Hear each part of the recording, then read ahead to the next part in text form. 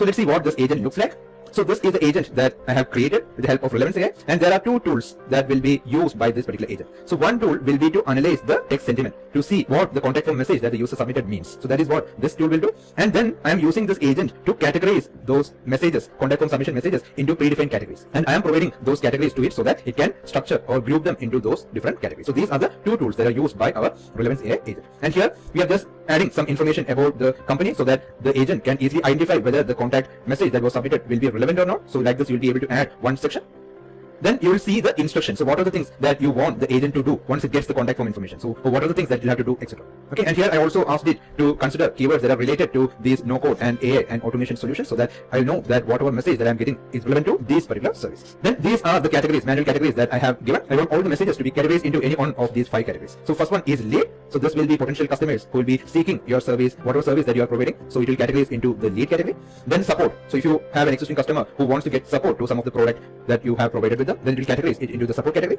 Then partnership. So if there are new companies and new partners who want to collaborate with you, to have business alliance or partnership with you, that is when it will be making use of this category. Then general inquiry. So this is just generic information like pricing inquiry or your service inquiry like that. So general inquiry. And finally, I have added another category for spam, because see, when you make a contact form online, there will be a lot of spam messages that you will be getting. There will be promotional messages, there will be completely spam messages, etc. that you will get. So we want to filter that out so that you will be able to ignore those messages. So that is where the spam category will come into. This is a very simple, short, but very useful set of categories that you will be able to use with almost any of the business that you are doing. So whatever business that you have, you should be able to just adapt these categories to meet your requirement. But these are generic, which will be applicable to most of the businesses.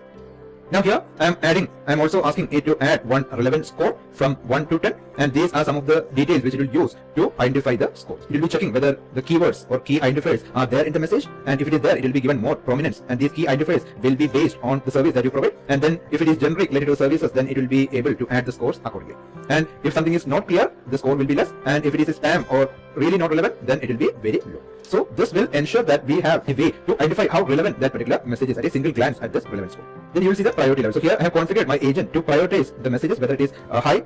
If it is high, that means it is relevant with a relevant score between 8 to 10. Then medium means it has a relevant score from 5 to 7, which are general leads. And low means mostly spam and very low business fit. So like this, we'll be able to have a different grouping so that you'll be able to easily understand what type of message that you have received, instead of you having to analyze in depth what each message is. Once you identify the high priority messages, you'll be able to analyze in detail that message and see what are the actions that you should take, etc. This is the analysis process that it will be doing, the agent will be doing. And finally, it will generate the output in JSON format, because that is the format that I want the output to be in, so that I'll be able to easily process it.